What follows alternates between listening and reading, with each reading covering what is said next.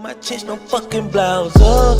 Bitch, I make it rain shower. You did that. They wanna know a thing about you. You feel that. Yo les gars, vous allez bien? Au courant, on se retrouve pour une toute nouvelle vidéo sur GTA 5. On va s'intéresser encore une fois de plus à Trevor, mais pas que. On va bel et bien s'intéresser aujourd'hui à un autre personnage, et c'est vraiment très intéressant. Pourquoi? Puisque c'est pas un personnage qui est principal. C'est pas un genre Michael, Franklin, mais pourquoi pas Trevor comme c'est le cas aujourd'hui. C'est bel et bien un personnage qui est vraiment très très secondaire, que l'on voit de temps en temps, mais pas tout le temps. On le voit, on va dire, très très rarement, et c'est rare quand on échange plus ou moins un dialogue avec lui. Pendant quelques missions, on le voit vraiment vite fait. Mais là, on va vraiment avoir un dialogue et surtout deux aveux très intéressants de ce personnage qui viennent encore une fois de plus confirmer le fait que Trevor a bel et bien enterré des cadavres puisque lui-même va faire un aveu par rapport à cela. Et également, je tiens à dire vite fait un truc avant de commencer le sujet de la vidéo. Je vois beaucoup de personnes qui me disent « Ouais Vince, tes théories sont pas mal par rapport aux cadavres et au cannibalisme. » Non les gars, c'est pas une théorie. Je vous montre un truc dans le jeu, c'est pas moi qui te dis que je pense que ça, non, je te montre des choses dans le jeu, c'est pas une théorie. Ou alors si pour toi c'est une théorie, c'est vraiment que tu fais preuve de mauvaise foi, quoi. C'est pas comme certains qui te disent, ouais, le jetpack, mets coups sur ton front, quoi. Non, le jetpack, c'est fini, quoi. Crédibilité, 0%, mon pote. Y a rien dans le jeu, y a pas de jetpack. Ouh, réveillez-vous les mecs, arrêtez de fumer vos bédos, là, y a pas de jetpack. Putain, on dirait Omega, c'est un truc de ouf.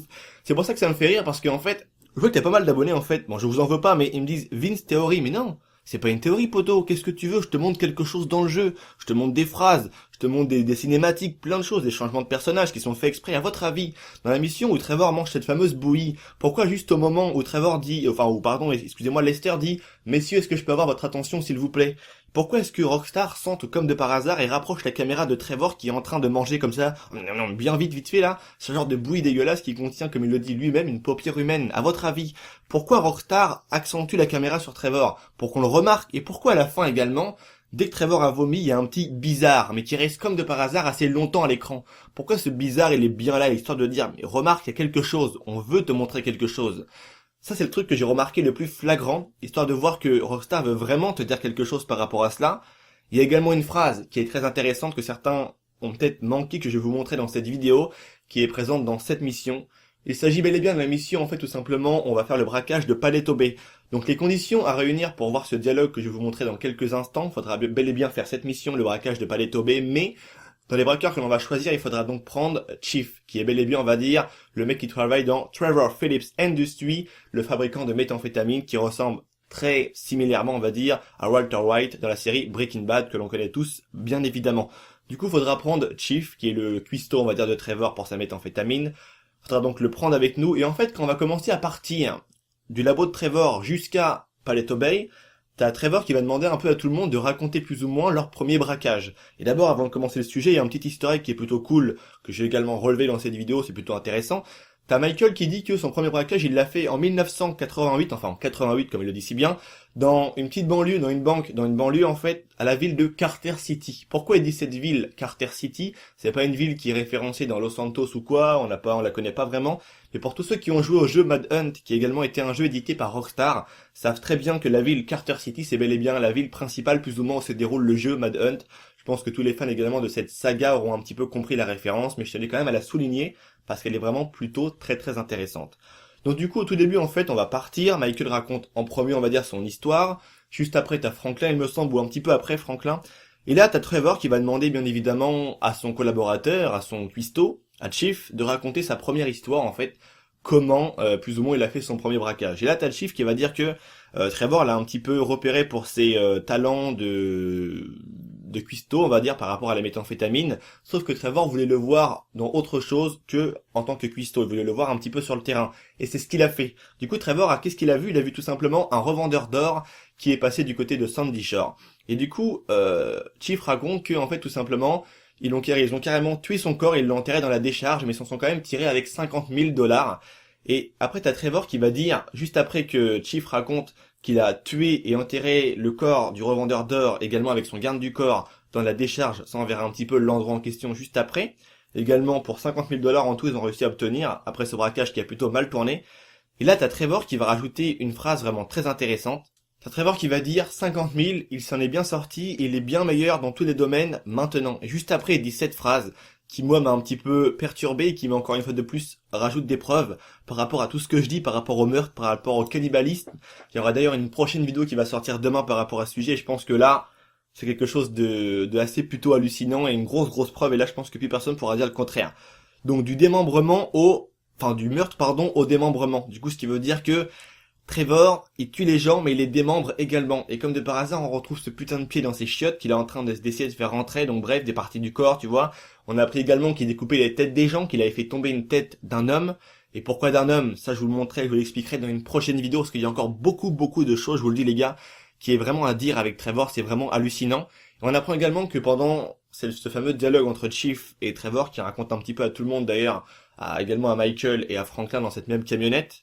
Il va dire que le corps, enfin la dépouille et ce qui en reste de ce fameux revendeur d'or également avec son garde du corps, repose dans la fameuse décharge. La décharge qui est située à côté de Sandy Shore, c'est bel et bien cette décharge que tout le monde connaît. On peut y voir ici, on va dire, des cimetières, en fait on l'appelle plus ou moins le cimetière d'avions, comme un peu dans GTA San Andreas. Pourquoi? Puisqu'il y a beaucoup d'avions qui sont en carcasse, des gros avions, des petits avions, également des voitures, bref, plein de choses, des bâtis de remorques, tout ce que tu veux, bref.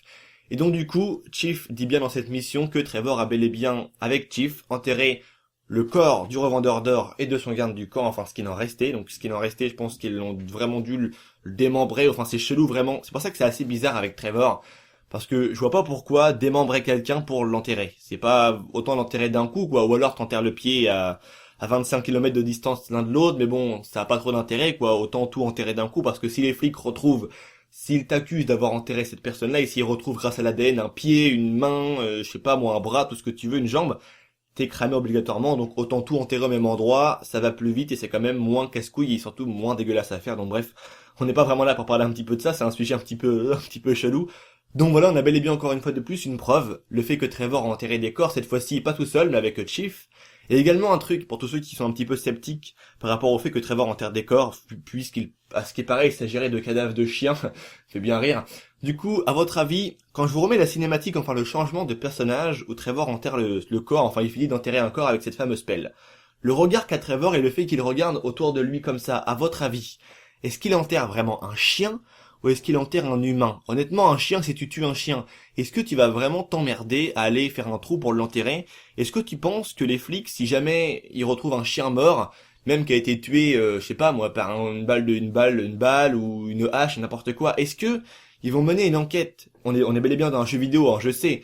Est-ce que Trevor aurait eu le même regard pour un chien ou pour un humain? Parce que là, on le voit qu'il regarde un peu autour de lui, histoire de dire, est-ce que personne n'a cramé? Alors à votre avis, est-ce que Trevor a vraiment pris la peine d'enterrer des corps, de faire des tombes pour enterrer des chiens? Sérieusement, quel est le Gugus qui a inventé cette connerie monumentale? Est-ce que Trevor prendrait ce tour de vigilance pour enterrer un putain de corps de chien? Non, Trevor, qu'est-ce qu'il fait avec un corps de chien? Il le balance dans un fossé. Et également, la plus grosse preuve de tout ça, je le répète, c'est bel et bien le DLC Gun Running, qui vient confirmer ce que j'ai dit. Encore une fois, Vince a raison. Et oui, ça fait mal au cul, mais c'est comme ça. Ils nous disent très bien qu'un nombre de corps incroyable a été exhumé, non identifié, ce qui veut dire que voilà, il y a beaucoup de corps qui reposent ici, et là on apprend encore une fois de plus, quoi? Que Chief et Trevor ont bel et bien enterré un corps dans la décharge, dans le cimetière d'avions, appelez-le comme vous voulez, du côté de Sandy Shore, et qui, comme de par hasard, situé non loin de l'endroit en question où se termine cette fameuse cinématique également. Donc voilà, c'est tout pour cette vidéo, j'espère qu'elle vous aura plu. Dans l'espace commentaire, n'hésitez vraiment pas à donner votre avis. Il y a encore pas mal de vidéos qui arrivent parce qu'il y a beaucoup de choses. Sur Trevor, honnêtement les gars, on a bientôt fait le tour. Il y a encore quelques trucs à rajouter, mais je le ferai lors peut-être d'une grosse prochaine vidéo. Mais je pense que voilà, on a fait un petit peu le tour par rapport à tout ce qui est cadavre et tout. Il y a encore quelques points que j'aurais pu aborder qui seraient plutôt très intéressants et qui je pense auraient pu plaire à certains d'entre vous. Mais je vais pas le faire parce que c'est bon.